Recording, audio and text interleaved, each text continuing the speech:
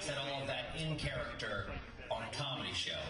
So, Richard, I want you to know, as myself, sincerely, I meant every word. But there is one thing Richard and I do have in common, a deep, lifelong passion for space exploration.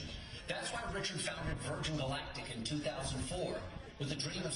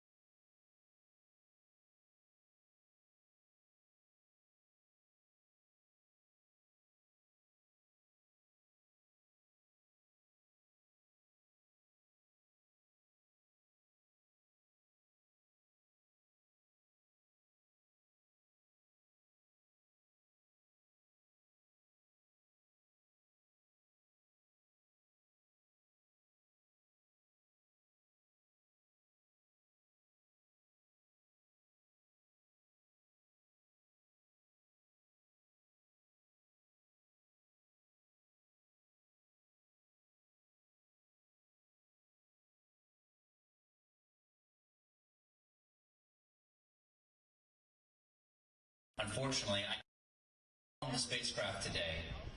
I had a thing. Also, I was not technically invited, but Richard was generous enough to give me a spacecraft of my very own. And I will be using this model to give scientifically accurate play-by-play of today's historic events, as well as doing this.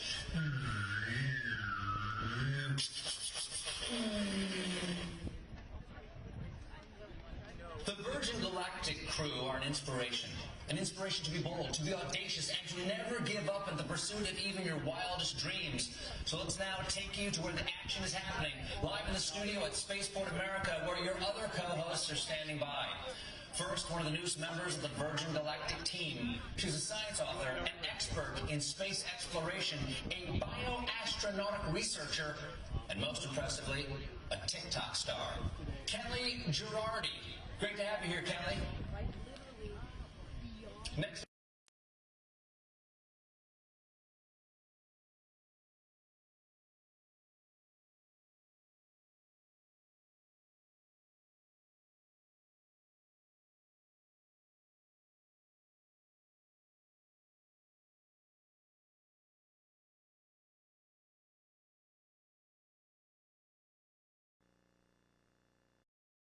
The Virgin Galactic crew are an inspiration to be bold, to be audacious, and to never give up in the pursuit of even your wildest dreams.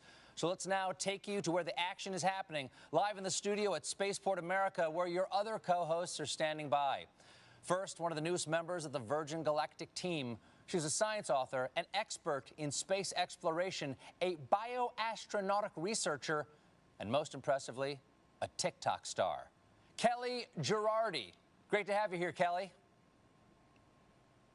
Next up, a man who has flown 2 space shuttle missions and spent time on the International Space Station, where he served as commander and performed a viral David Bowie cover. Here he is, the first man to do open mic in 0G, Chris Hadfield. Welcome, Chris. And finally, your mission host for today. She's a structures operations engineer for Virgin Galactic, and fun fact, actually got married in the spaceship that will be taking the crew up today, Veronica McGowan. So now I turn it over to Veronica, Chris, and Kelly for more on today's historic flight. Thank you. It's a pleasure to be here with you all, live from Spaceport America. It's a momentous day for Sir Richard Branson, a milestone for Virgin Galactic, and a historic event for the future of spaceflight. Just 7 weeks ago, Virgin Galactic completed the first ever human spaceflight from the great state of New Mexico. And today, our founder and his crew will become some of the very few people to have experienced space travel. Let's take a look at how they arrived to Spaceport America.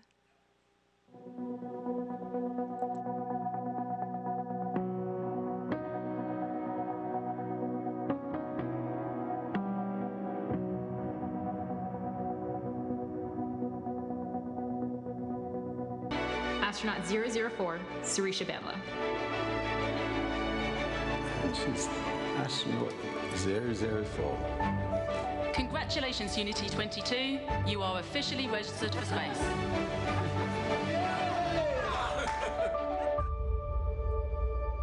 See you up there. Well, way to start off your journey. First on a bike and now on a spaceship. The team is airborne. Here's some footage of them taking off just moments ago. The spaceflight system was towed out to the runway and elegantly took to the skies on what is a beautiful morning here in the state of New Mexico. They're at approximately 30,000 feet in altitude and climbing as we speak. Our spaceflight system is comprised of 2 vehicles in a mated configuration.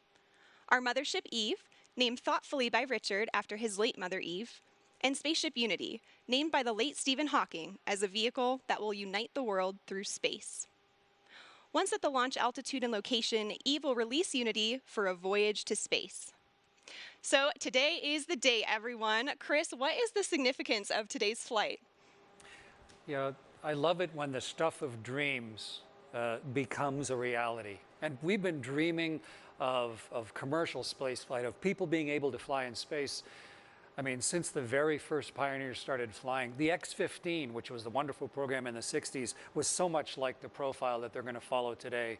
And then the Ansari X Prize to try and push the limits that is very much the DNA that's on this bottle, in fact, the DNA that has allowed this vehicle to fly. And it is like all of those pioneers and the flight today. You know, they pried the door open initially, but this crew today is really pushing it open permanently. And I'm really excited for the flight, but I think it's so significant professionally, technically, but personally for the people on board.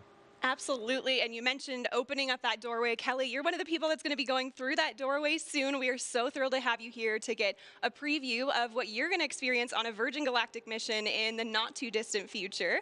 You've got to be getting pretty excited, right? Incredibly excited. You know, this is an emotional day, right? Those doors are opening for the next generation of astronauts. I feel like we have front row seats to the final frontier today, and I'm so excited to get a taste of what I'm going to experience soon. Definitely. Well, I'm so thrilled to have you here. And you too, Chris. Thank you guys so much for joining me today for this. Let's take a look at what we've got in store for the live stream. So while Mothership Eve is transporting Spaceship Unity to the launch point, we'll check in with the crew and the preparations that went into today's flight. We'll also share some perspective on the Virgin Galactic mission, so who we are, what we do, and our vision for commercial space travel in the 21st century. Next, we'll give you a guided tour through the Virgin Galactic experience, showing you what our astronauts will see and do throughout their stay, both on the ground and on their life-changing journey into space. Once we've reached the launch altitude and location, we'll see the moment when Spaceship Unity is released from Mothership Eve and accelerates into space, all coming to you live.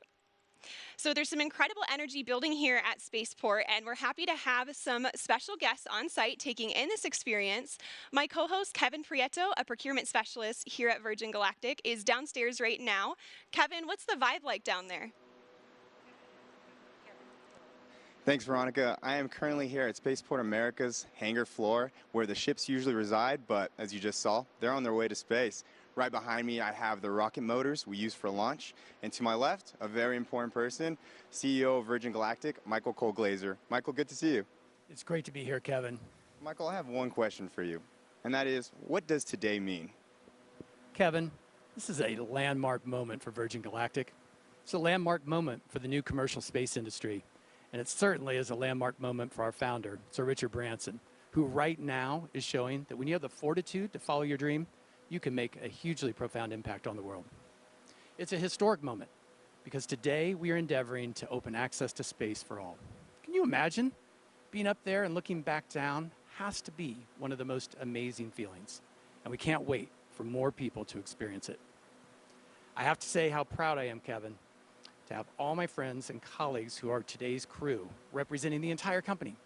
They're opening the door for the astronauts of tomorrow. We're thrilled to be here today and so excited to have all of you watching to be sharing this moment with us.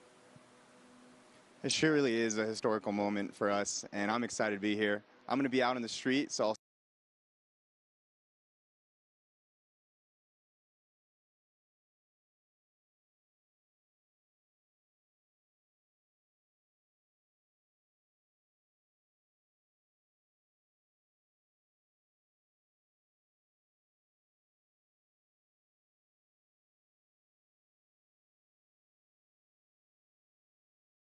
make space itself more accessible and approachable.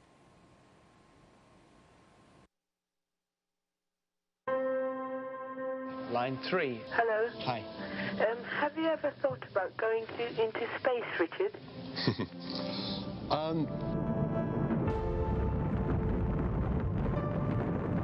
The moon landing was a catalytic moment for me.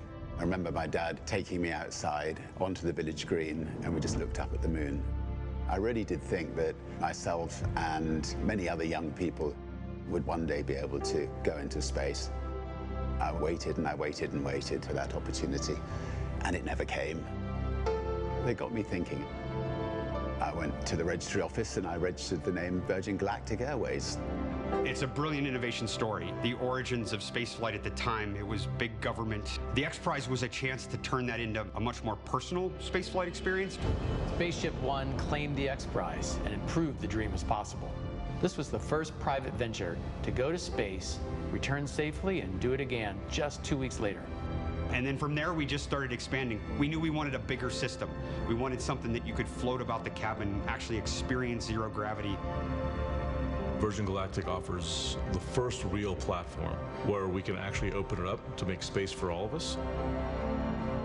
We build on the shoulders of giants, but we want to be that first baseline for Earth and actually deliver on that promise. We are changing the way humanity views space. We've taken the impossible and we're making it inevitable. I always want to celebrate the team on this. You need heart. You need the best minds. You need the best humans to work on programs like this. The sky's no longer the limit for us. This is an inflection point in human history. 2 astronauts on a tiny television inspired a kid from England. Imagine what greatness can come from a generation seeing Earth from space. You're seeing your home planet. It's a real connection with the Earth. It grounds you and it feels timeless.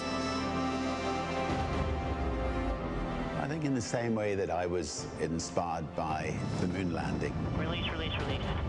Fire! I really hope that there will be millions of kids all over the world who will be captivated and inspired about the possibility of them going to space one day.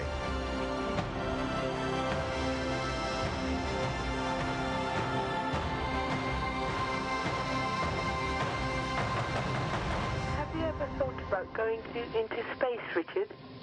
I'd love to go into space. I think there could be nothing nicer. So if you're building a spacecraft, I'd love to come with you on it.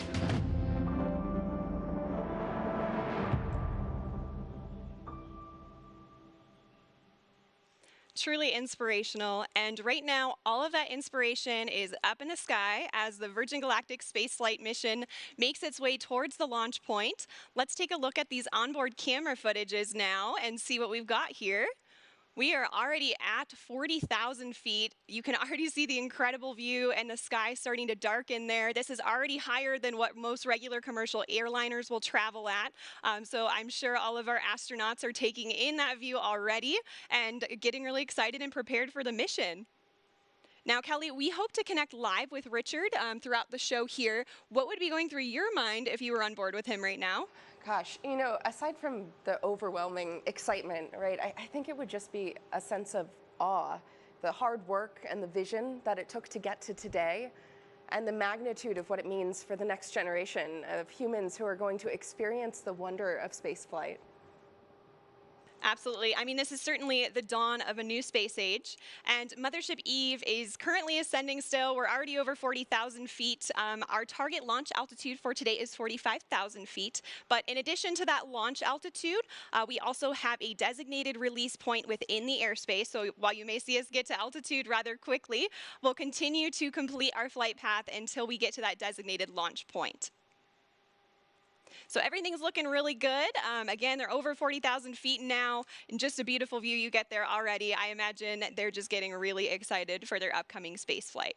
So speaking of the crew on board, let's take a look at the folks in flight today.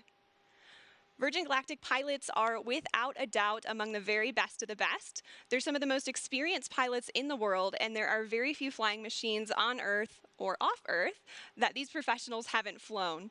In fact, 4 of our pilots are among the very few in history who can lay claim to the title of astronaut. And 2 of them are heading to space again today. Let's meet the crew now. We'll begin with the folks who are supporting today's flight in the chase plane, giving us visuals on the spaceflight system while airborne. Pilot in command of our chase plane today is Jamil Janjua. He's completed over 4,000 flying hours in 48 different vehicles throughout his career, which spans over 20 years in the Royal Canadian Air Force. Joining Jamil is Patrick Moran, who served as a pilot in the Marine Corps for 20 years, where he operated as a test pilot and a test pilot school instructor. He joins Virgin Galactic with over 3,000 flight hours in 34 different aircraft. In Mothership Eve today, we have CJ Sturkow in the left seat. CJ has completed 4 NASA Space Shuttle missions and 2 Spaceship Unity space flights. He's been flying for 37 years and is the first person to enter space from 3 different states. CJ is joined by Kelly Latimer in the right seat, who's logged more than 6,700 hours in her 32-year flying career. And Kelly is also a pilot with Virgin Orbit, our sister space company, and she just flew their successful launch the other week. Piloting Spaceship Unity today, we have our chief pilot and astronaut, Dave Mackay. Dave's been with Virgin Companies for over 25 years now and has more than 14,000 hours of flight time to his credit. Just incredible, and spanning no fewer than 140 different types of aircraft. With Dave is astronaut Mike Masucci. Mike recently passed more than 10,000 hours of logged flight in a career that's put him in the cockpit of more than 80 different types of aircraft, including the U-2 and, of course, our very own Spaceship Unity. As you can see, our passengers today will be flown to space by some of the most accomplished and experienced pilots in the world. And in the cabin of Spaceship Unity today, there are 4 mission specialists. Let's hear some more about them now. Astronaut 004, Sarisha Bandla. I'll be testing the researcher experience. Virgin Galactic is opening up the opportunity to go to space for everyone. This is a whole new era to get people from different backgrounds, different geographies, different communities into space. And it's giving researchers the opportunity to fly with their payloads. And that is unheard of. They can take the work that they've been doing on Earth to space. And I'm so excited to see where the community takes it in the future. Astronaut 003, Colin Bennett. I'll be evaluating cabin procedures during boost and weightlessness. When I was younger, I assumed that space was only available to a very select few. I had no idea myself that I would ever be in a position to go to space, but here I am. And how awesome it's going to be a part of the journey of opening this up to hundreds and then thousands of more people in the future. Astronaut 002, Beth Moses. I'll be spaceship cabin lead and test director. I cannot remember not dreaming of going to space. There's the little tiny kid looking up at the stars, the little girl making model rockets. It was part of my childhood. I think it's a very natural, human, innate curiosity. We're all explorers and adventurers, so I really don't remember an age or a moment where I discovered space. I just always remember dreaming of going to space. Astronaut 001, Richard Branson. I'll be evaluating the customer spaceflight experience. Astronaut 001, what a title to have. Now, I don't know about you guys, but I'm excited to hear who gets the spot of 007 as well. So let's hear more about the man who has the license to thrill.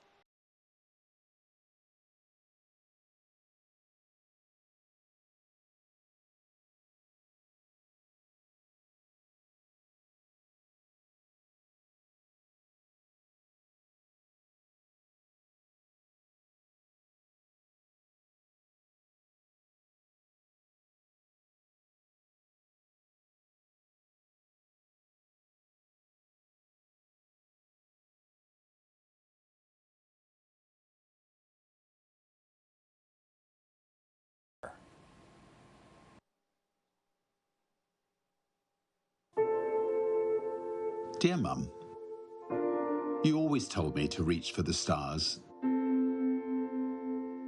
Well, I took my own winding road, but I always knew to follow your lead. You always pushed us to our limits, When I was a child, you threw me out of the car miles from our house and urged me to find my own way home. You let me jump into a river to sink or swim.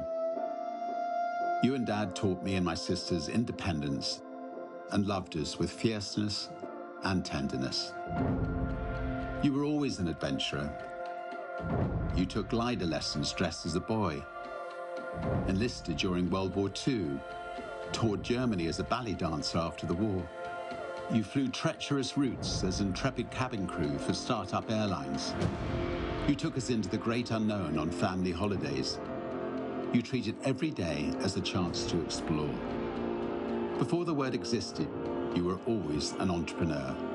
You helped make ends meet by creating your own small businesses. You showed me how to grow a company, how to treat people, how to be creative, how to balance work and play, how to live. You were always a romantic.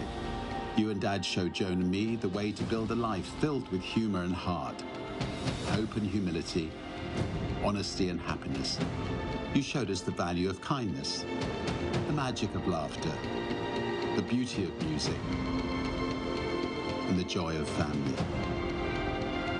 You were always my guiding light at Virgin Galactic. You shared with me that the day we named our mothership VMS Eve was one of your happiest. You always knew Eve would start my journey to space one day, just as I always knew you would do the impossible for me. Well, Mum, our mothership, which carries your name, will carry the next generation of dreamers into space. You were always a dreamer. You urged me to strive for every opportunity I saw. You told me to chase my wildest fantasies and to live life to the full. Well, the brave may not live forever, but the cautious do not live at all. How you lived, how you loved, and how you are missed. Dad always said, "Isn't life wonderful?" And you both showed us it was.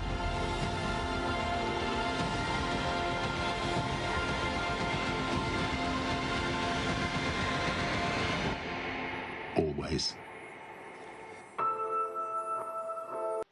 They were driven to the runway in our fleet of Land Rovers, and Land Rover is our exclusive automotive partner, and they help with day-to-day operations. And in fact, we have a bespoke vehicle that we designed with them called the Astronaut Edition. And this is exclusively available to Virgin Galactic future astronauts, and it's the one that drove Richard to Spaceship Unity this morning. So we're delighted to have Land Rover as a part of the team. And right now, our crew are on their way to space. Let's check in on them via our onboard camera footage. Wow, look at that view already, and you can see some contrails. Chris, how do you think the crew will be feeling right about now? So many different things at once. They're just about leveled off at altitude, right up at 46,000 feet. But inside their bodies, they've got like this tug of war going on because they're focused. Like there's no more focused, you know, the 4 in the back and the 2 in the front, really focused. But at the same time, there's this like rising excitement that you can feel like a thermometer going up inside your own body. But I remember at the time, what I really wanted to do was go back to my 9-year-old self and just run around the cockpit and scream and wave my hands because it's just so exciting and fun. They're focused, they're professional, they're doing their job, but it's just a magnificent moment as we get ready for ignition.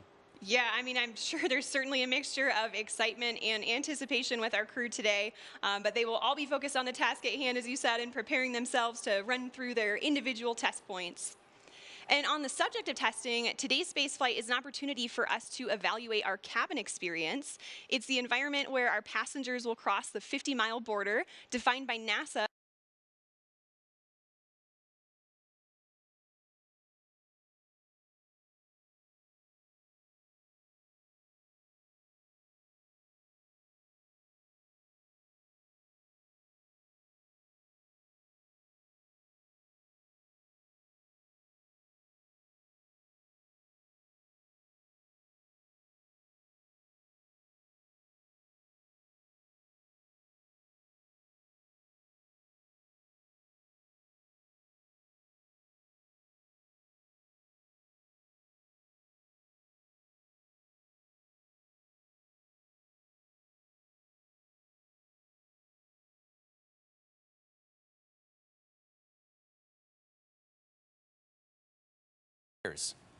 That's where the innovations of Virgin Galactic come in.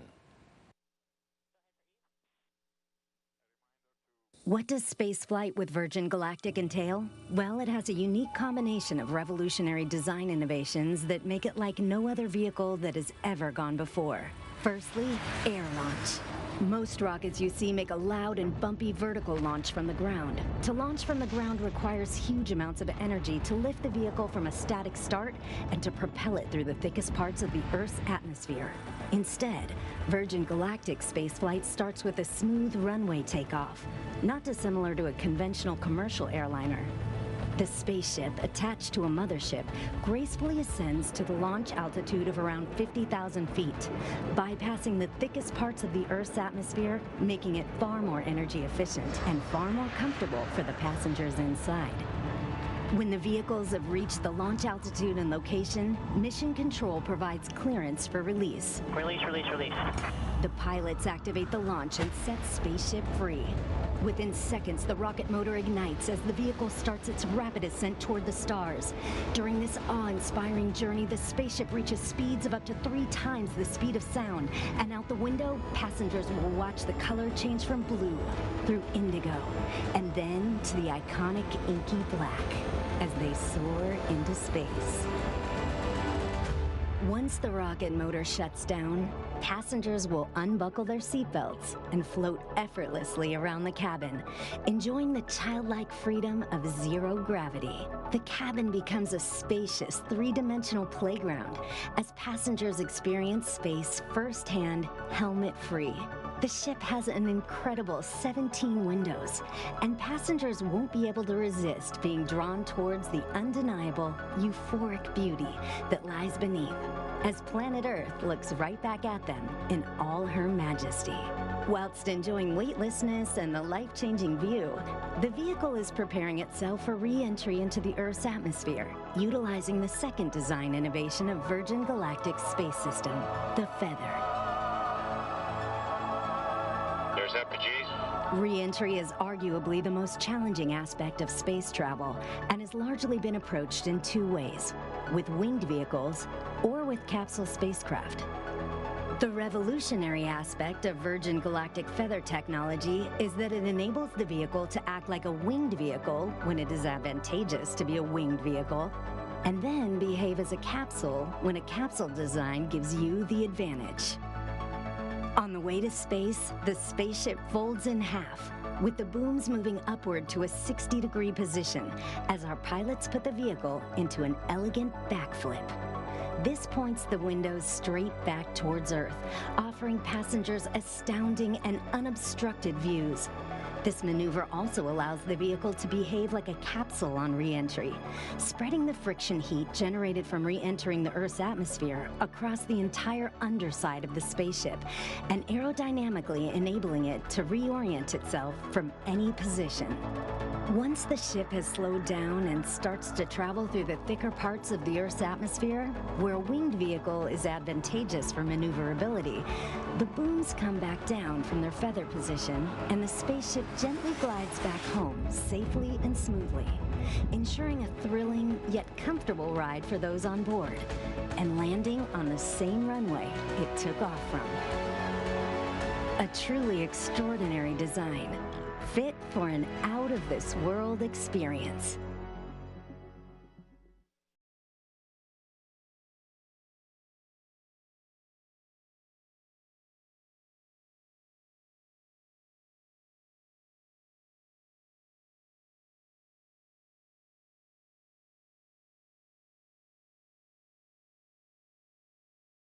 To experience zero-G and see our fragile planet floating in the depths of space. I would go up in a minute if my wife would let me. How about you, Veronica? Oh, absolutely. I mean, that would be an offer too good to refuse. Now, Chris, I'm sure you'd agree that the experience that Richard is having right now is probably a lot more comfortable than your launches. Yeah, I had a chance to fly as part of the space shuttle crew twice, and then I flew on the Russian ship as the pilot once. And it's a little capsule, like they were talking about winged and capsule vehicles. But both of them needed a rocket to get them up above the atmosphere. And the beauty of what Sir Richard and his crew are doing now is that they've had the mothership Eve to carry them gently up. So yeah, they're much more comfortable than I was at this stage, getting ready for the second engine and the rockets to ignite there. Yeah, I can imagine. And Kelly, now I know you've experienced zero-G already in some parabolic flights. Your space flight will surely be an extension, right, of that zero-G time. What are you most looking forward to in terms of conducting experiments in that environment? Yeah, exactly. Like Veronica said, I've done a number of parabolic research flights here on Earth where the aircraft takes this roller coaster profile to simulate zero-G seconds at a time. But during a dedicated research mission with Virgin Galactic, I am most looking forward to that continuous, uninterrupted minutes worth of microgravity exposure to do my experiments. It's just an unprecedented time. The next generation of researchers and scientists are going to be flying with their payloads, and I'm so excited for what's to come. Yes, definitely excited for your space flight, and I'm very excited that people can experience, not only that personal transformation on space flights, but also conduct scientific research. So it's a really flexible platform. I am hearing from our Mission Control Center now that we are about 6.5 minutes out to release. We're getting pretty close. So let's go ahead and switch over to our onboard camera footage for the whole portion of the flight here until landing. I am hearing we're in the middle of our L-10 checks. And L-10 means we're approximately 10 minutes out from the moment when Mothership Eve releases Spaceship Unity. And this is based on an estimated time of arrival to that release point. So timing may vary a little bit, but the closer we get to that point, the more accurate the estimate becomes. And right now we're about 6 minutes out. So up until L-10, Eve is in full mothership mode, carrying Spaceship Unity to altitude and providing her, through essentially an umbilical cord with electrical power, system heat, and cabin pressurization. And this air is conditioned, so we can keep folks cool on the ground for hot summer days like today, and heated at high altitudes where things get a little bit cooler to keep the pilots and the passengers comfortable. So at L-10, Spaceship Unity switches to her own battery power for avionics and control systems and performs electrical checks, feather system checks, flight control checks, and more. And Unity and Eve have their own intercom system throughout this, so they're communicating with each other in the vehicles and with the Mission Control Center throughout each check here. These days, more and more systems are becoming automated, especially in aircraft and spacecraft. And what's really exciting about the Virgin Galactic spaceflight system is that our crew truly are hands-on with the piloting throughout the flight. Oh, there's Sir Richard Branson now.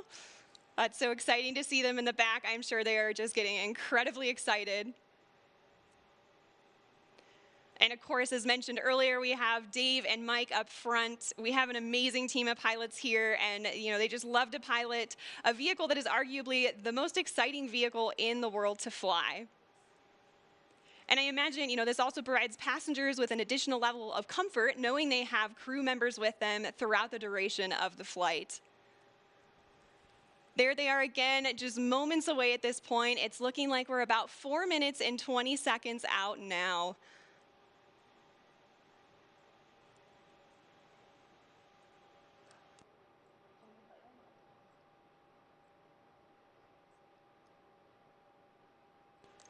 All right, so I am hearing from our Mission Control Center that we have L-4 checks in work now, so we just passed the 4-minute mark.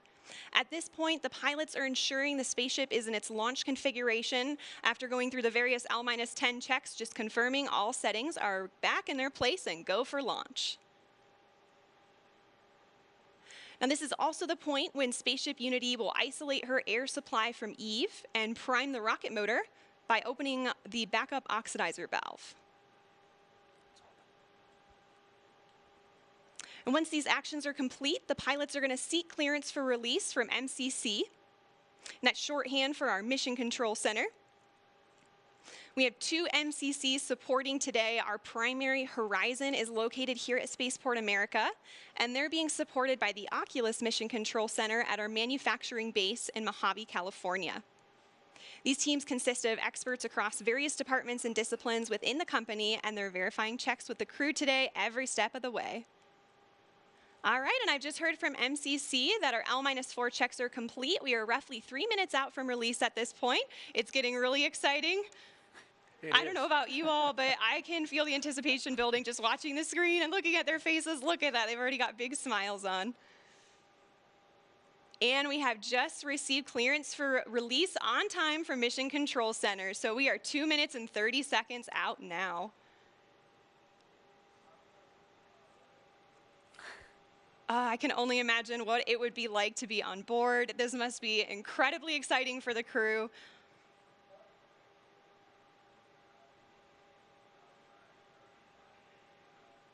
We're about 2 minutes out now, and once we get to the 30-second point, Spaceship Unity is going to arm the launch pylon. And then once we get to that designated point, the mothership pilots are actually the ones that engage the release, setting Unity free. So we have actions for both the mothership pilots and the spaceship pilots, so they're in coordination and all agree on the launch.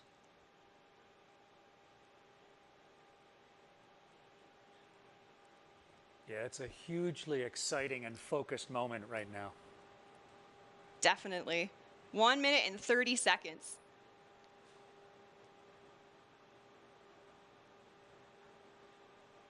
The spaceship pilots are also going to push the stick all the way forward to prepare for release. And things happen pretty quickly after the release. So the pilots are going to light the rocket motor and they're going to accelerate in level flight until they reach Mach 1, at which point they'll start what we call the gamma turn, where we turn directly up and head to space.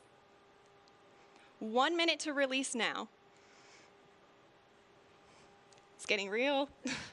So exciting.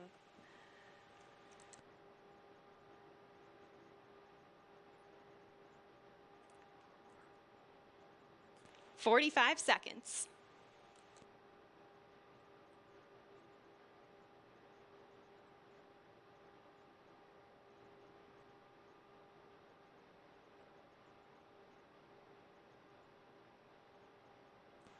"30 seconds. The Spaceship Unity pilots are arming the launch pylon now.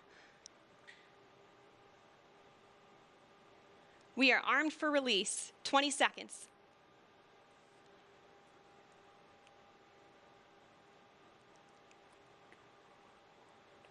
"10 seconds. 5, 3, 2, 1. Release, release, release. Clean release. Ignition. Good rocket motor burn. There's Mach 1 trimming now.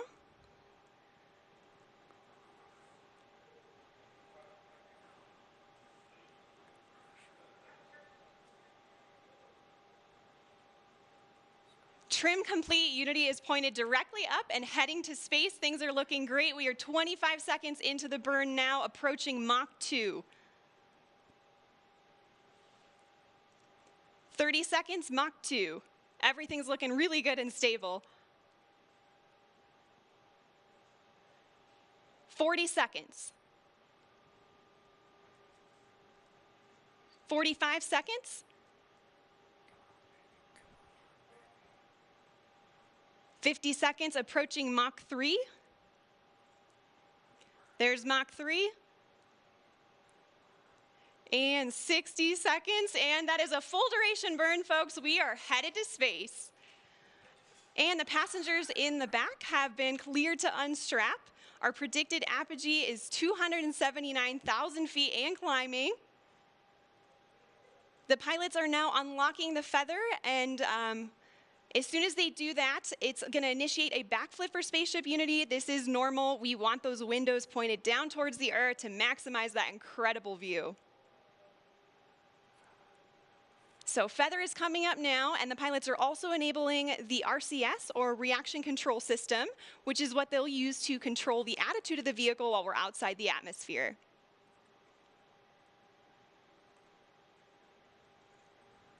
All right, feather is all the way up. We are at about 250,000 feet now and climbing. As soon as we cross the boundary to space, we'll hear a word from our founder, Sir Richard Branson.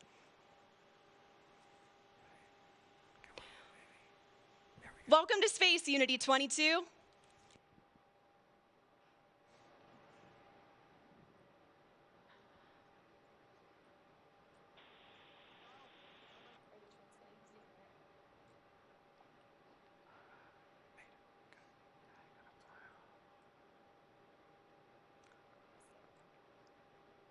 So it doesn't sound like we're receiving the audio over the broadcast, but I know Richard is saying something inspirational, as he always does. Fortunately, we have a lot of cameras recording things on board today, and we'll be sure to capture his magical words and share them with the world when they're available.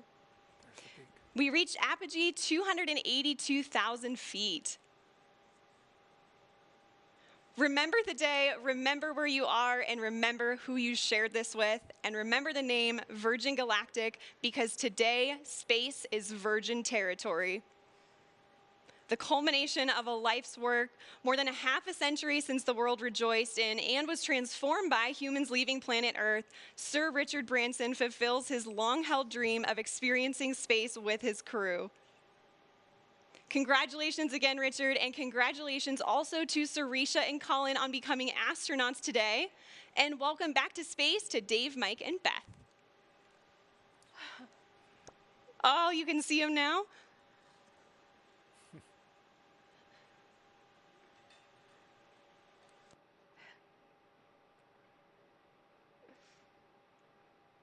So we are on the re-entry portion of our flight now, and the mission specialists are heading back to their seats. Our training team has worked really hard on this portion of the flight to make it very natural and intuitive for passengers. Now, when we talk about space travel, a lot of people know and expect the boost portion of the flight to be loud and thrilling, but what's interesting is re-entry is also very similar, as supersonic air is flowing over the vehicle in the feathered configuration. Shock waves form on top of the cabin, which are audible to those inside. And for those of you on site watching on the ground, you should be able to hear a double sonic boom as Spaceship Unity once again breaks the sound barrier.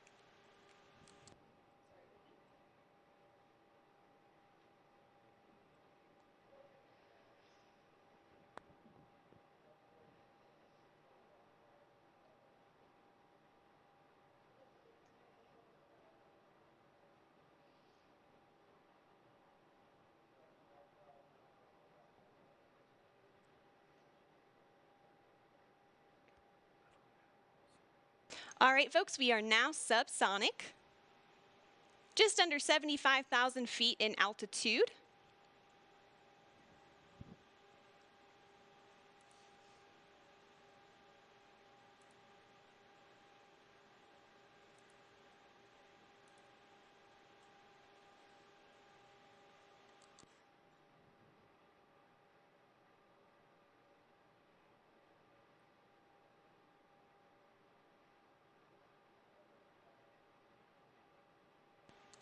Now also note too, this is our first time transmitting HD camera data down to the ground and then out to a global live stream.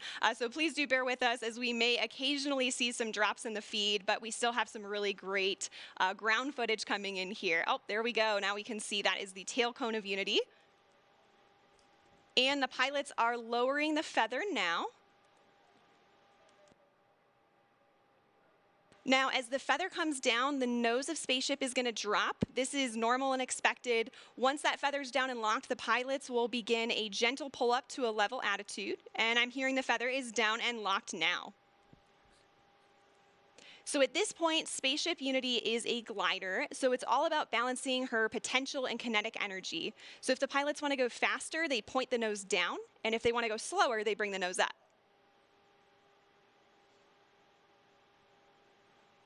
And right now I'm hearing the crew's listening to a special soundtrack for the glide. It's the latest release from Khalid, a track called New Normal. And all of us will get to hear that on Earth during our celebration, so stick around for that.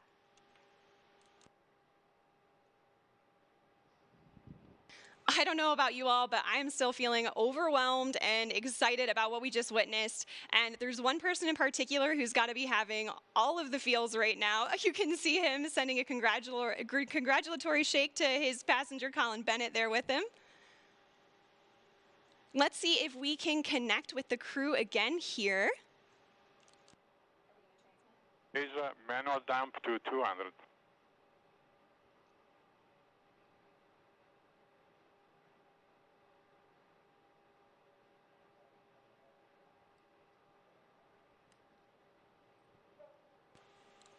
So, Richard, you just went to space. This has got to be the ultimate birthday present for you. What was it like?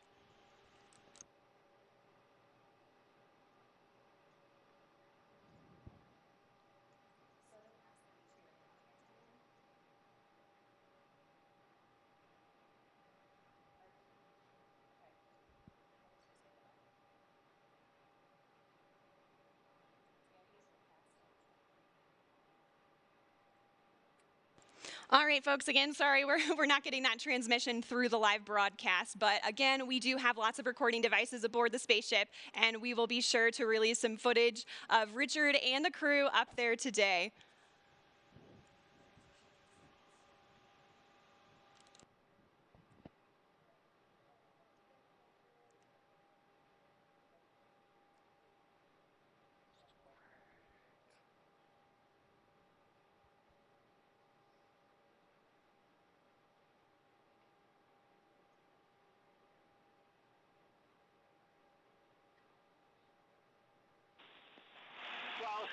I've done some ridiculous things in my lifetime.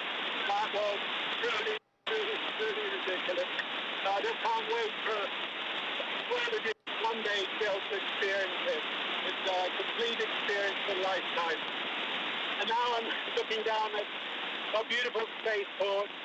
Congratulations to everybody for creating such a beautiful, beautiful place. Congratulations to all our wonderful team at Virgin Galactic for 17 years of hard work to get us this far.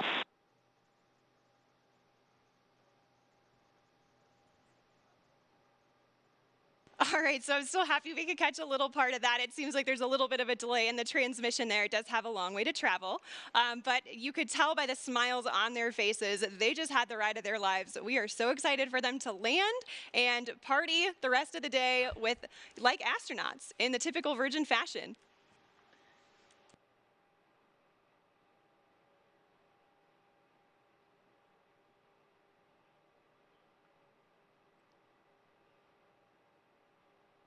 So we are at 22,000 feet now and descending. And as I mentioned earlier, Unity is a glider at this point.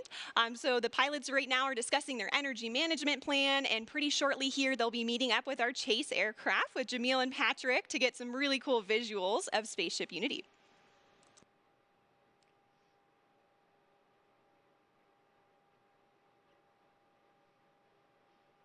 Now, as the crew and spaceship make their way across the desert, they are gliding over one of the most remarkable landscapes in the United States and the largest desert in North America, the Chihuahuan Desert. The area around Spaceport includes more than 6,000 square miles of restricted airspace and high desert, which is one of the reasons it was built here. And of course, our future astronauts will be able to take in so much of that natural beauty. And, you know, of course, we also have White Sands nearby. White Sands National Park is just to our east. It's visible right over the Black Range Mountains. White Sands, of course, has been the backdrop for so many films, commercials, and music videos, and it's known for having the largest gypsum dune field on the planet. Khalid's music.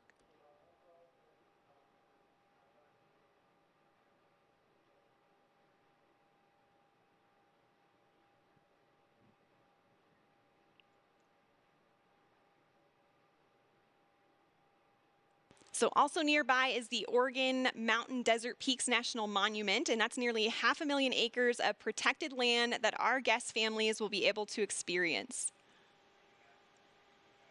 And even though temperatures can hit the triple digits in the summer here, we also have cool desert days.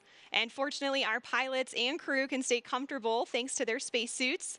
They were designed with our technical spacewear partner, Under Armour, and they're absolutely beautiful, as you can see on the crew there. They're lightweight and made of flight grid knitted fabrics, which forms the spacesuit and also helps regulate their body temperature.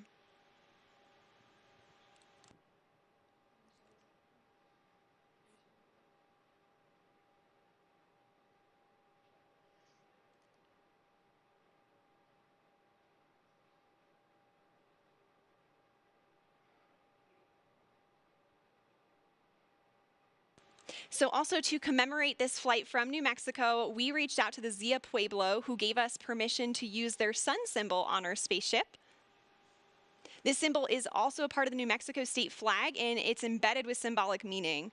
The number 4 is sacred to the Zia people, and the emblem represents the 4 directions, the 4 seasons, the 4 times of day, and the 4 phases of life. We are honored and proud to feature this perfectly balanced symbol on Spaceship Unity's tail cone, as we also celebrate our new home.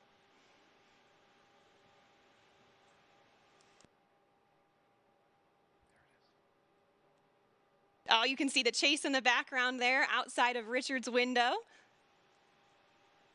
The pilots are coordinating with Chase now and discussing their energy management plan. They're at about 9,500 feet in altitude, and the runway out here at Spaceport America is around 4,600 feet in altitude.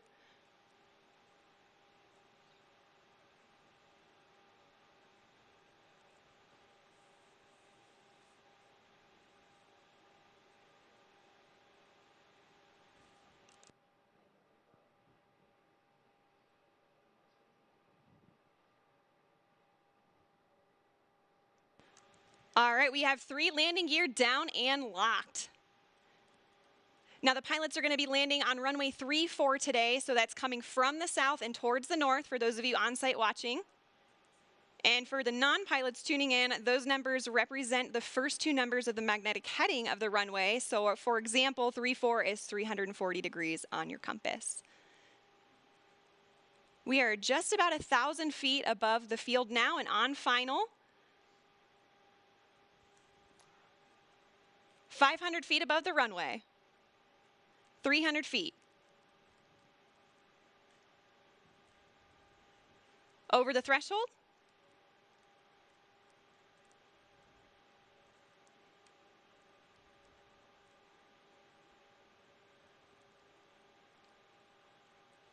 Main gear touchdown.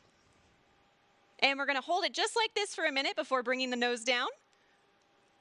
Can see they're already celebrating inside there. And the nose is coming down now. Nose gear touchdown.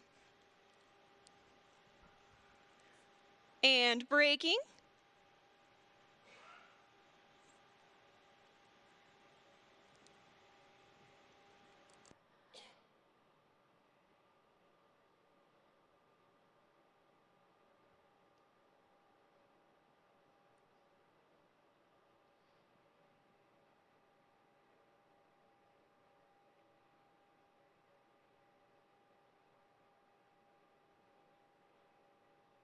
Look at that incredible drone footage here as we come in.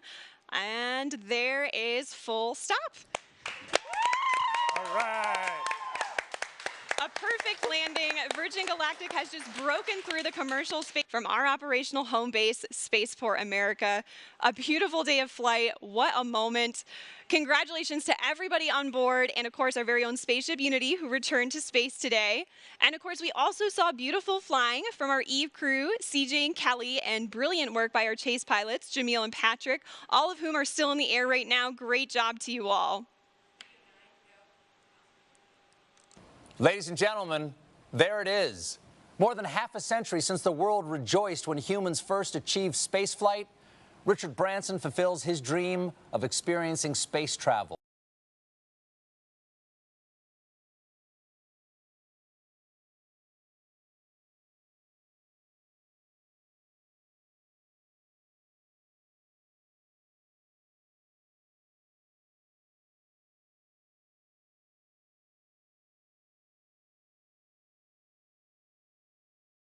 A special musical performance to celebrate today's milestone. But first, let's hear some thoughts on the flight. Chris, you've returned from space several times now, both on a capsule and a space shuttle. How does this landing compare to the landings you've experienced? Well, obviously, that's a much more gentle landing than a capsule on my Soyuz flight. The shuttle 2 times is quite similar to what the crew just went through. But for them, of course, it's such a personal experience now. And what are they going to do with this? How are they going to take this amazing view of the Earth that they've just had and the kind of brave new nature of what this whole team has just accomplished? How are they going to now make that part of who they are, and how are they going to share this experience with other people? You know, that's what's going through their minds right now. I'm just so proud of the whole team. That was an amazing accomplishment. It was epic. And, you know, as somebody who has spent, what, like 4,000 hours in space, is it? Yeah. How do you feel about, you know, a space line for the Earth opening? It's what I've been hoping that we've been able to do ever since I was a little kid, dreaming about it, and during my space flights, so that the technology gets good enough and someone has the tenacity and the vision to push beyond all the resistance and the naysayers and to create a capability for, you don't have to be a professional astronaut for your whole life to see the world this way. I think, I just couldn't be more proud of all the people that work at Virgin Galactic, and I'm just so delighted at what this open door is going to lead to now. It's a great moment. Absolutely, certainly. And Kelly, I want to hear your thoughts too. And, you know, also your daughter, Delta V, who is on site today, is also, she's only 3, and she's also a huge space enthusiast just like you. And, you know, how does this milestone affect her and what does that mean for her and also for you? Yeah, I am still emotional from this flight. It is so amazing. A dry eye in the studio. But, you know, when I think of my daughter on site, just like you said, it's like, this is what it's all about. You know, it means the world to me. Not only that she was here to witness history today, but that she's going to watch me, her mom, become an astronaut. You know, that's going to be normal in her mind. That's just another thing moms do. Of course, they go to space. You know, and I just think that's incredible. She's going to grow up knowing that not even the sky is a limit. And I think the other thing that struck me is it's just such a powerful reminder of how much can change in a single generation. My mom is also on site here today. She's going to kill me for aging her, but when she was born, human beings hadn't yet been to space. And when she was growing up, women weren't eligible. And now here she is watching her daughter prepare for a space flight of my own. You know, it gives me so much hope and excitement for the next generation, and Virgin Galactic is just leading the way. Absolutely. You know, and the moon landing is what inspired Sir Richard Branson. And so who knows what, you know, Delta V watching today, what that's going to inspire her to do and other people in her generation. It's so incredibly exciting. It is. And folks, this is just the beginning. Virgin Galactic is a venture as a catalyst. It's the start of a whole new space age, which is completely different from the one before. You know, space was something that was unattainable by all but a very small group of people. And it was a preserve of government agencies for national pride. And this is totally different. You know, it's the new space age, which is, you know, for Kelly, for Delta V, for Chris, for me, it's for everybody. And, you know, we're making it more accessible to the public. So I know, you know, the full effect of what happened today will not be felt for some time, but it will touch many generations to come. Now, Chris, you were aboard the ISS for about 5 months at one point, right? Did the view out the window ever get old? Gosh, no. At the end of my 5 months on the space station, we were getting back into our ship, just sort of like the crew returned today. And just before I got into my spacesuit, I went over to the window just to try and soak up a little more of that incredible perspective. You know, the world is so generously beautiful. And you see it in a whole new way. You can see for thousands of miles in each direction. And you can see the curvature of our planet, and the reality of where we all live suddenly becomes part of who you are. And right up to the last second, I was there with my nose print on the glass, you know, trying to not miss the magnificence of this entire experience. Yeah, and you took like thousands of photos up there too, right? I mean, Yeah. Does that even give you a glimpse of what it was like as a reminder to be up there? Well, I know the video today was a little glitchy, but we've got all the recorders on board. Yes, and absolutely. What the crew's going to have now, of course, is their own personal memories, and then the way to sort of catalyze them again and be able to watch those videos and think about of the beauty of what they've been through, and let it sort of sink into who they are. And so, yeah, I took thousands and thousands of pictures and videos in space, and they really help me now remember the richness of the experience. So it'll be great to see the videos that they recorded on board. Absolutely, and you know that richness sticks with you too. And you have a TED Talk actually that you talked about, well, a lot of things, right? Overcoming fear, walking through spider webs, but also, you know, my favorite part of it was when you talked about seeing Earth from above and the transformation that it has on people. You know, we call it the overview effect that, you know, I really hope and I'm sure that our astronauts today experience. What was that like for you?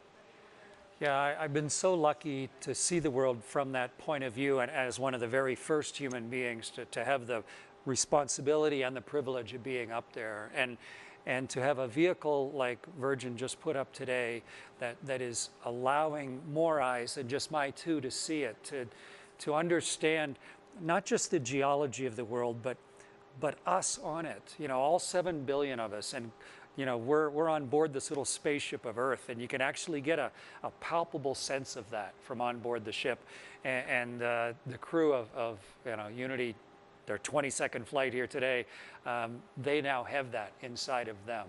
And all the subsequent crews. Kelly, when you fly as well, you're going to have a chance to sort of shift your permanent perspective of how all this works. Go from being a two-dimensional human to now suddenly really understanding the 3 dimensions and what this planet truly looks like. And it's going to do us all good. As many people can see that as possible. Absolutely. And, you know, Kelly, I know you're going to be conducting a lot of experiments on board while you fly with Virgin Galactic, but I hope you're taking some time to look out the window and enjoy that too, right? I'm going to have to carefully choreograph precious time at that window just to soak it in and enjoy the moment and be in the moment. Definitely. And, you know, while we're waiting for our crew to disembark now, can you actually tell us a little bit about your experiments? Yeah, absolutely. So I'm going to be flying healthcare and fluid experiments on board my research flight. The first one is the AstroSkin. It's a wearable sensor system designed to monitor how spaceflight affects the human body. The cool thing about it is the AstroSkin is currently worn on board the International Space Station by astronauts, but my flight will be the first time that we're collecting data during launch, reentry, and landing. So I'm really excited to contribute to some novel data collection for the next generation of astronauts. Another experiment I'm flying is a fluid experiment designed to evaluate the behavior of liquid in a confined environment in microgravity.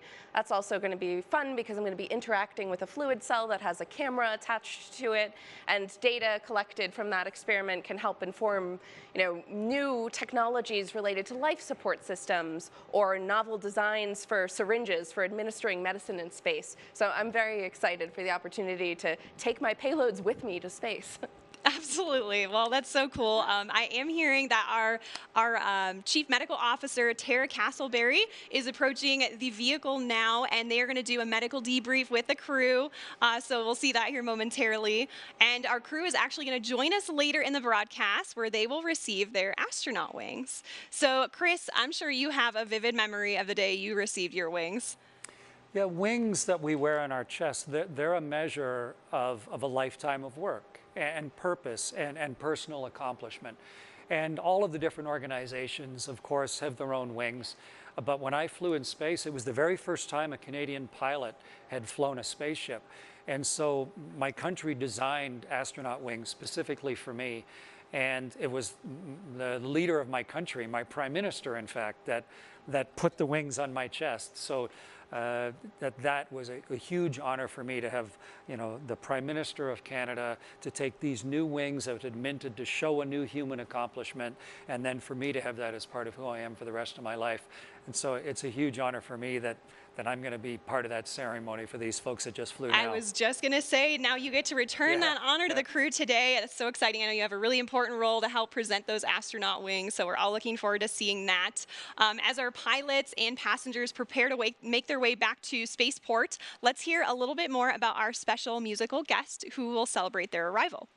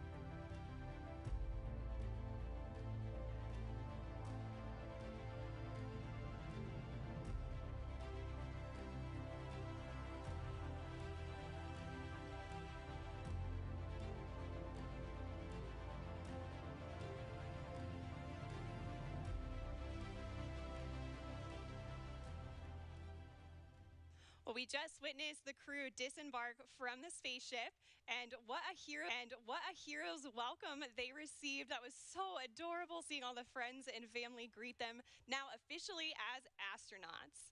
Now we're going to give them just a minute here to freshen up. They're entering Gaia now, which is what we call the first level here at Spaceport America. So like I said, they're going to get an opportunity here to just freshen up. But while we wait, let's hear more about some of the other Virgin companies in our Virgin family. If we can do this,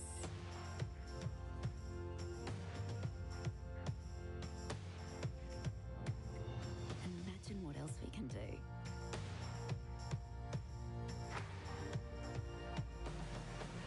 If we can go here, imagine where else we can go.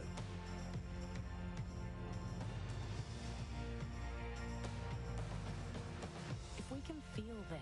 3, 2, 1, release, release, release. Fire, fire. Imagine what else we can feel. If we can change this. Wow, look at that view. Welcome to the club, astronauts. Imagine what else we can change.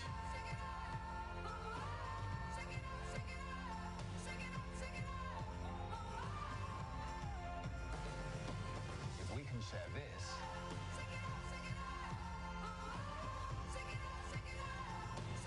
We can. We can. we can. We can. We can.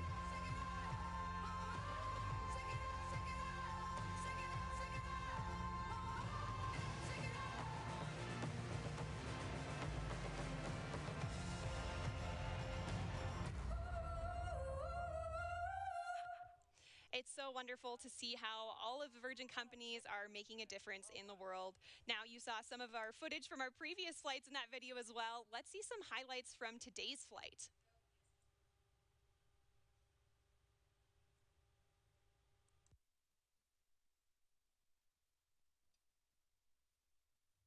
So this is the crew at the end of the apron here.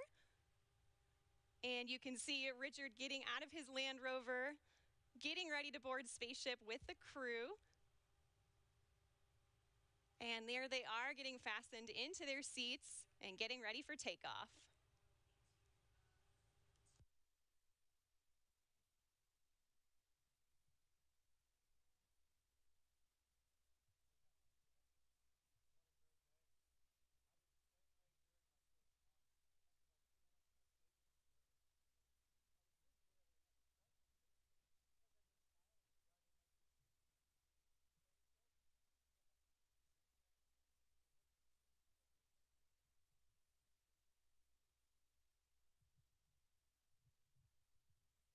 Just a beautiful takeoff, and I imagine that's just so comfortable and intuitive for people to experience on their way up and give them, a way to contemplate what's about to happen. And there's release there, the exciting moment, lighting the rocket motor and headed to space. That's so cool. So you can see the moment when they release right there. Kelly, are you so excited to experience that? Unbelievably so. I mean, this is something only a handful of humans have ever experienced in the world. And for the first few hundred humans who journeyed to space, their flights, look at this. I mean, that footage is incredible. So cool, just floating in zero G. Their flights focused solely on function. But for the next generation of astronauts, we have this opportunity to optimize on experience. And there's just no one better to curate that experience than Richard Branson and Virgin Galactic. I mean, this is just the next generation of spaceflight. Absolutely, and customer service is certainly his specialty. And, we do everything in style here, including that stylish landing on the same runway they took off of. And there it is now being towed back. Again, this is footage from today's flight just moments ago. Right now, we have our crew in Gaia, which is the first floor of our Spaceport America's Gateway to Space building. And we call this the Gateway to Space because it is literally the building, the last building that human beings step foot in before becoming astronauts.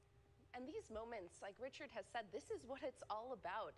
His grandchildren, the next generation, I mean, that generation is going to grow up with unprecedented inspiration, exposure, and access to space. It's going to fundamentally change the way we live, the way we see ourselves and the world. It's unbelievable to be here today, to get to see this and to be a part of this history. Yeah, and it's so heartwarming there to see Richard with his grandchildren and his family. You know, back in 2018, on our very first space flight, he wrote a letter to his grandchildren. Let's take a step back and see some history on that.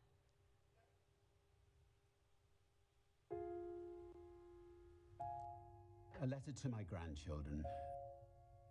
My dad, your great-granddad, was an extraordinary man, full of wise words. He would often remind me that life is wonderful, and it is that simple truth which has driven me as I built businesses, raised my family, and embarked upon my many adventures. You are at the very start of life. It is an incredible gift, and it is there for the taking. It will deliver highs and lows, but by living it to the full, by always trying to do the right thing, by keeping a childlike sense of adventure, it will indeed be wonderful. I used to think of space as a destination, but I now realize it's a journey with some amazing milestones along the way. Your lives will be transformed by space, and it will give your generation the planetary perspective on which the future of humanity rests. That we're all in this together, fellow travelers on Spaceship Earth.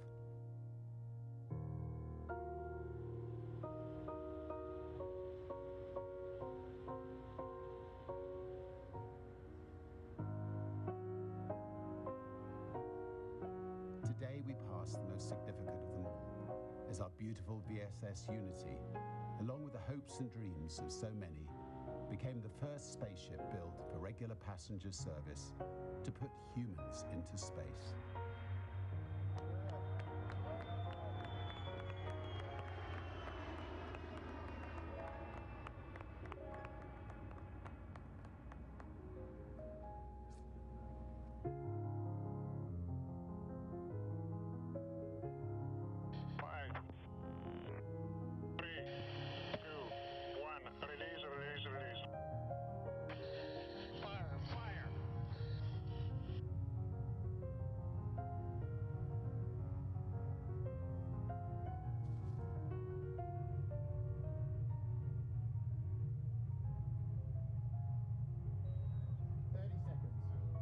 Control.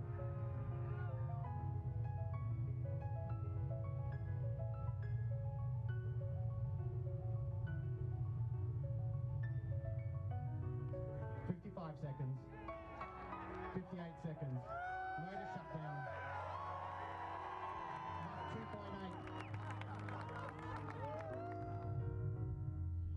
Right motor burn, everybody. We're going to space, Richard. 264,000 feet. Welcome to space, Unity.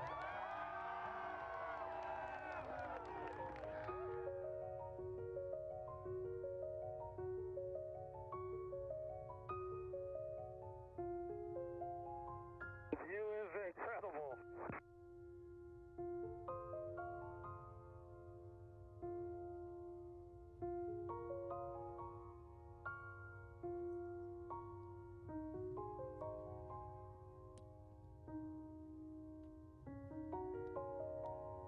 Check that out. We can see Mexico.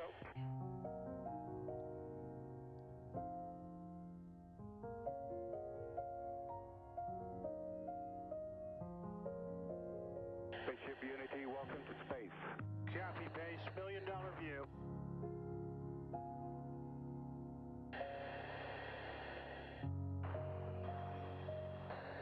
At the G.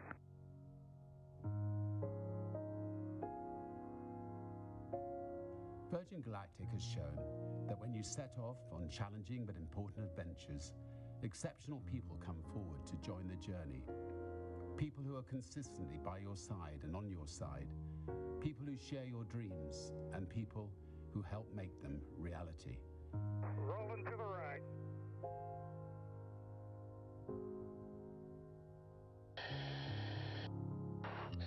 Complete.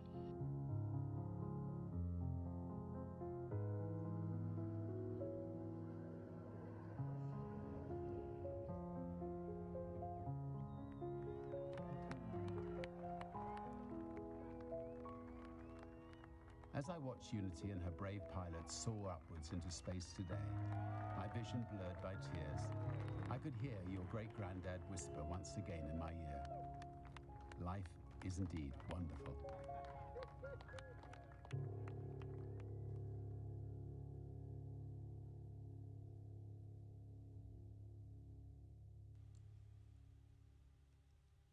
That is just really heartwarming, and it's so cool that his grandchildren could be here with him today to celebrate his space flight. Now, our crew pretty soon here are going to receive their astronaut wings, and I'm hearing that Gaia and the ramp are just in full celebration mode at this point. And let's go ahead and check out some of the action down there. Kevin, who have you got there with you? Thank you so much, and we are here where the action is, and it is, you can feel it. It's so much fun out here. Everyone's excited. And who do I have the pleasure of speaking with today? Sharon Hagel from Orlando, Florida. And welcome, Sharon. And what did you think of today's launch? Oh my God, it was so exciting. I'm beyond it's over the moon. And I didn't realize it was going to be so emotional. I'm still shaking. This is incredible. You and me both, Sharon, and it's really exciting. And I also hear that you're actually a future astronaut who's going to go on the ship yourself. Yes, I'm so proud to be a part of this community, this family of astronauts from the very get-go. It's an amazing group of like-minded individuals who love space. That's amazing, and I'm excited for you, and I can't wait till that moment. And then, in fact, thank you so much for speaking with us. We have another future astronaut, I think, coming right over here as well. Mr. Ron, I think we spoke a little bit before. Yes, can you tell us what your name is and where you're from? Yeah, it's Ron Rosano, San Francisco Bay Area. Well, welcome here to Spaceport America. What do you think of the location? Oh, it's always fabulous here, and it's such an emotional day, and not only for us that are connected to Virgin Galactic and the project, but as we turn a corner and expand the thinking and understanding of our world and us as a planet, and to think of the views and the ways things are going to spread for students and people around the world, and thinking of us on a spaceship, Earth, and us a crew on Earth is a very emotional, profound thing. That's amazing. Yeah, so what are you looking forward to most when you go up to space here in the near future? Oh, it's hard to say. I think you would expect a change in your understanding of the world and in the way it relates to you. That's fantastic. And I hear you work with children in some organizations. Can you talk a little bit about that? Sure. I've been organizing video conferences with students from classrooms all over the world with me and other future astronauts, and also staff from Virgin Galactic. So we give students the opportunity to have a one-on-one Q&A session with people that are going to space and people that are building spaceships, and that's incredibly rewarding work, and we're so glad to do it. Oh, we're glad to have you here, and thank you so much for speaking with us today. And we have one more guest down here we wanted to talk to, and what is your name? Hello, I'm Zana Vazim, and I'm from Toronto, Canada. Well, welcome here to New Mexico. What did you think of today's event? It was unbelievable, unreal, and truly out of this world. Have you ever thought about going to space yourself? Yes, actually, I am a future astronaut. I'm the youngest one so far, and the reason that I think space is so inspirational and important is because it represents the unity of humanity. It truly doesn't belong to one country, one nation, and it's without borders. And so my dream is not just for myself to experience space, but for women and young girls to experience it too. Well, you are truly an inspiration, and I can't wait for your journey.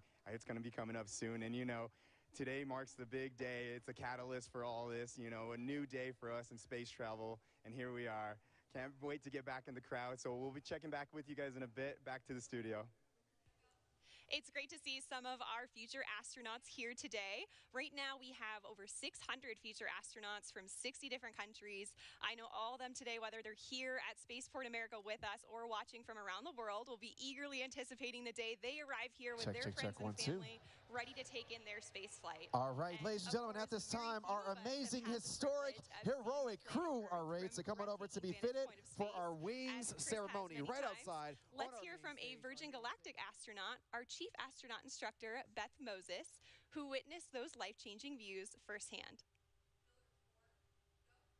My name is Beth Moses, and I'm an astronaut and the Chief Astronaut Instructor here at Virgin Galactic. And I was honored to carry a little tiny piece of everyone's heart with me into space when I performed the first test of our customer cabin. I was very, very eager to perform this test to make sure that the company could succeed and you all could go to space. And so I tightened up my straps right before release. 3, 2, and I felt a free fall, like a drop tower at an amusement park. And time seemed to go slower for a little while, maybe because I was really eager for the rocket motor to light. Fire, fire. It feels comfortable. It feels like a strong pressure, but it comes on slowly and smooth. But you definitely feel pushed back in your seat. And you have a sense that you're starting to go pretty fast. Then the pilots started to turn us towards space. I had expected the inertial forces to be the dominant sensory input during this gamma turn. And in actuality, they weren't. Outside my window, the sky had gone purple. And the sound and feel and sight, like nothing I'd ever seen before. So I came out of that gamma turn, and I certainly knew that I was headed to space. I could hear the pilots calling increasing Mach numbers, and I literally said, "We're doing it, we're going up." Standing by, 20 knots. Stick center, RCS enabled, transfer 17 knots. At rocket motor cutoff, there's no lurch. I didn't lurch forward in my straps, and it's a common misnomer. There's no feeling of suddenly being weightless. Your arms don't suddenly float up. Your hair doesn't suddenly float up and get in your face if you have long hair. It's really actually far more gentle and quiet and calm than any of the Hollywood movies would lead you to believe. The first time you turn and get up out of your seat a little bit and look out the window when you're in space, of course, the first thing that caught my eye was the curve of the Earth. And then I had to go about my test. I tested a few ways to get in and out of the seat. I tested some handrails, and then ultimately made my way forward in the cabin, just behind our pilots, completely weightless, not touching anything, hands up, head up, hair up, feet up. And that moment around apogee is just something. So I was coasting to a stop and able to look out at the Earth. And it feels timeless, and it soaks into your soul. The sky, space, is just this deep, deep, endless black. And then the most compelling thing is the Earth below you, the vista below. Here. Look at the setting. I saw Governor Lujan Grisham earlier. There is no better place to go to space than New Mexico.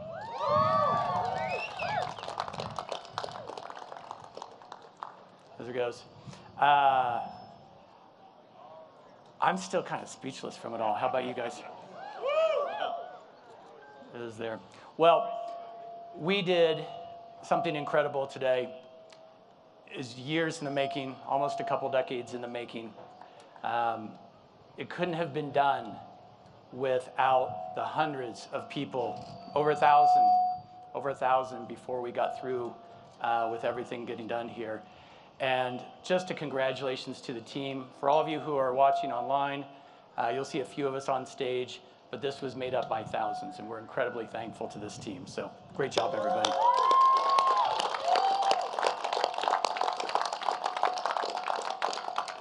You know, there's one person in the Virgin Galactic family who's not here today, but who is an incredible, incredible force and guiding light for us, and that was Professor Stephen Hawking. And Stephen Hawking was an inspiration to many of the team at Virgin Galactic. He was an inspiration to Richard through the years. And many people don't know, but Stephen Hawking actually named our spaceship Unity. He's an incredible person, and at a moment like this, I think the words that should introduce our astronauts should be the words that Stephen Hawking himself spoke in 2016 when we rolled out our spaceship Unity. So with that, if we could please hear from the amazing Stephen Hawking.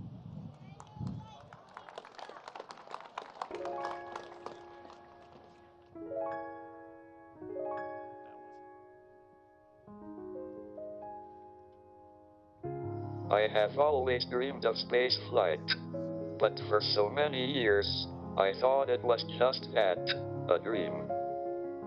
But I had reckoned without the dream of another, a man with a vision and persistence, to open up space flight for ordinary Earthbound citizens. Richard Branson made it his mission to make spaceflight a reality for those intrepid enough to venture beyond the boundaries of the Earth's atmosphere. The first private astronauts will be pioneers. We are entering a new space age, and I hope this will help to create a new unity. Space exploration has already been a great unifier. Taking more and more passengers out into space will enable them, and us, to look both outwards and back, but with a fresh perspective in both directions.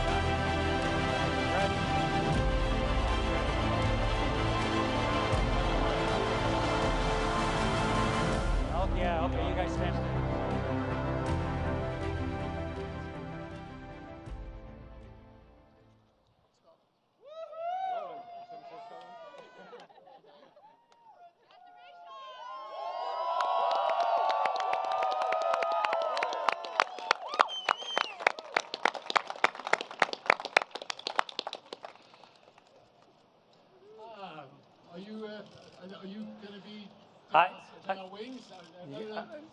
Sorry, I was told, sorry, everything. I was upside down a few minutes ago, so excuse me. Anyway, what a day, what a day, what a day, what a day. And I'm not sure whether Stephen Hawkins' words have played, but it was such an honor knowing him and such an honor having him as an astronaut. He decided to go up there before us, but it's lovely to still have his words with us. Incredible honor to have Chris Hadfield with us. You will all remember his beautiful playing of a guitar from space. Give him a round of applause. Thank you. Congratulations.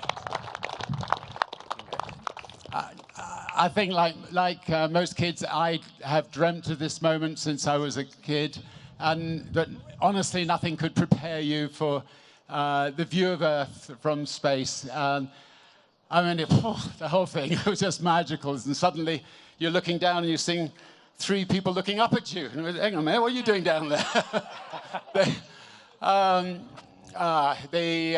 We have this incredible Earth. Anyway, I'm just taking it all in. It's just unreal. I was so honored to test the customer experience. So initially, I thought testing the customer experience was a little bit of an excuse to get me on. It wasn't. It's so great to just get out there, test the customer experience. You get lists and lists of little things, and it's the little details that matter. So we are going to now have no details to sort out with this space line. This remarkable crew of mission specialists, and now, any second now, and now astronauts. They are a complete delight to have flown with, yeah, it was just, we've had such a great time. An enormous thank you, obviously, to our incredible spaceship pilots. And to our mothership pilots. I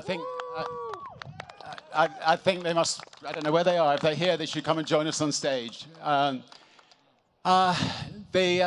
Anyway, just to say, and obviously, sorry, Beth, Colin, and Sarisha, if you didn't know who they were. Anyway, thanks to all of you for being here at Spaceport America. It's hot, I'm sorry, but thank you for standing out here. The Spaceport is the most stunning building. When you come in the morning and see this thing emerging from the desert, I think it could be one of the 10 wonders of the world. So awesome to arrive on a bicycle and across this beautiful New Mexico countryside. And thank you to New Mexico for hosting us, for building this, for everything. Khalid, thank you for performing. We loved. Hello. And where's his lovely wife? Come on. There. Right. He's had quite a month. Stand by him. Yeah, this beautiful new baby will be born this month, and this beautiful baby was born a couple of years ago, and thank you for letting him come with us. I just would also like to thank my wonderful, beautiful wife Joan, who's hopefully here somewhere. Yeah, we've been lucky enough to have been together for, where is she? There, for 45 wonderful, wonderful years, and we've been very, very blessed. And we've got Holly and Sam here, our grandchildren, and pretty well everything. Lots of friends. Sadly, none from England. So to you, we'll get you out here one day. But love you lots, all of you. And just finally, I know I said it from the spaceship, but I just want to say thank you to every single person who has believed in Virgin Galactic, the team who have worked so hard to make this dream come true. Love you all. It's 17 years of painstaking work, and the occasional horrible down, but by and large, ups with it. And today was definitely the biggest up. So thank you, all of you. Love you all.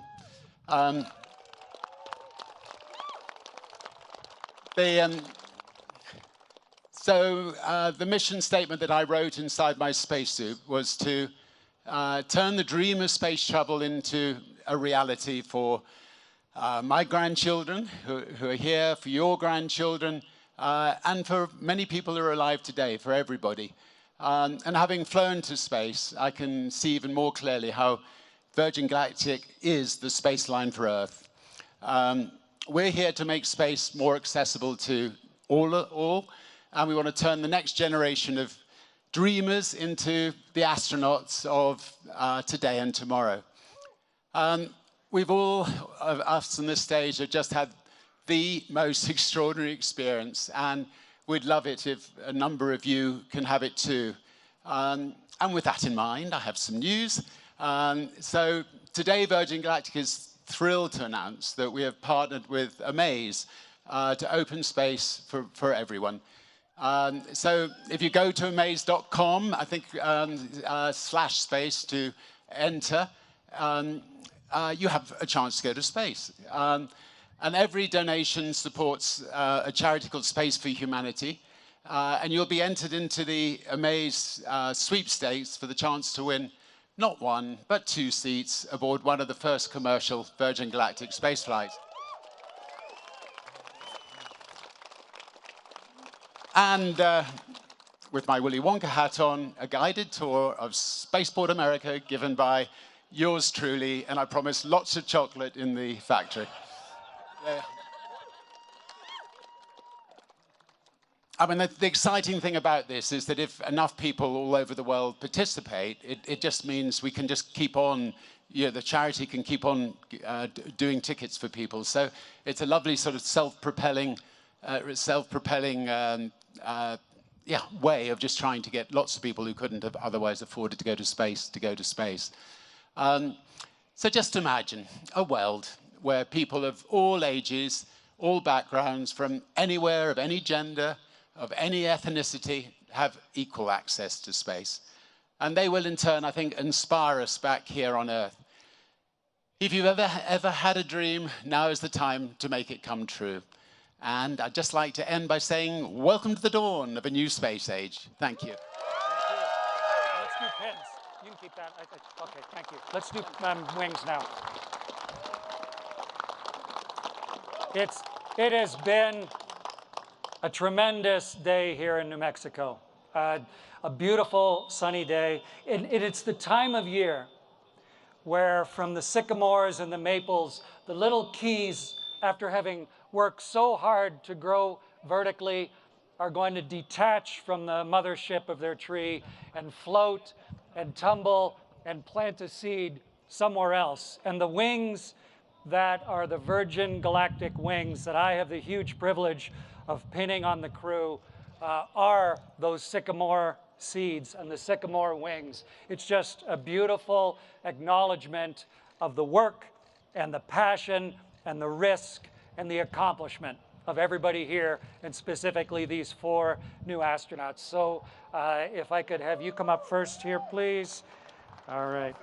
Go.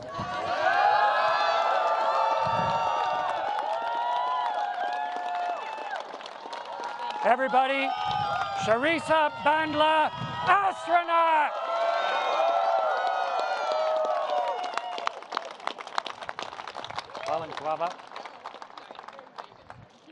Get this in the right hand. Tremendous honor. Lovely that your family is here. There you go, sir.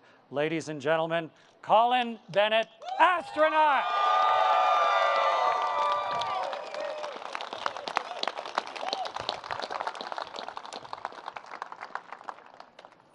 Ready? Yeah. Stretch across. There we go. Get the magnet secure. All right. And as part of the historic Unity 22 flight, ladies and gentlemen, it is Beth Moses, astronaut.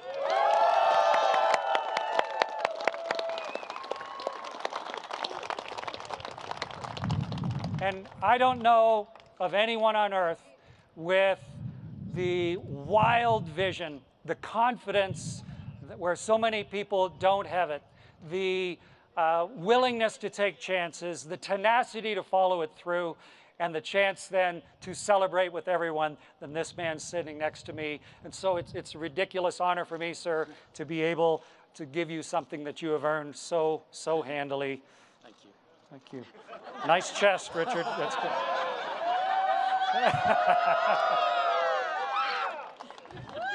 Ladies and gentlemen, this here is Sir Richard Branson, astronaut. Congratulations.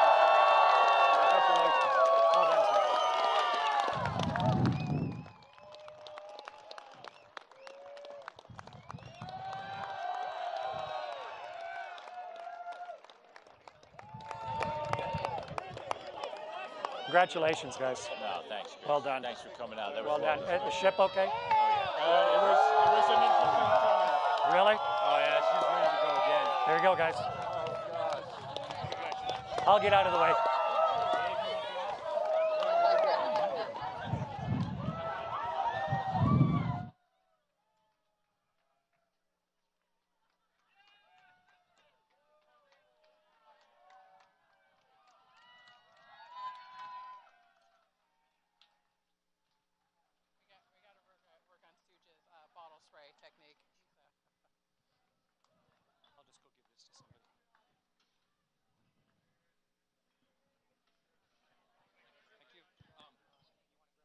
Yeah, I'll grab that.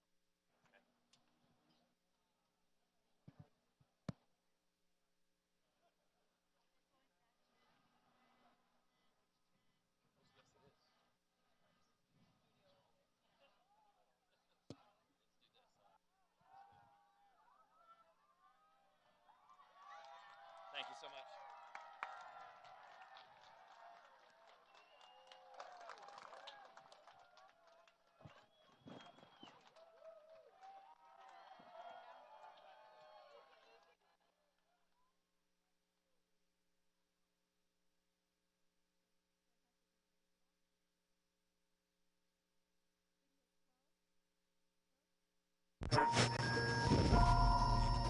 We are an island, surrounded by oceans of land, desert land, mountain land.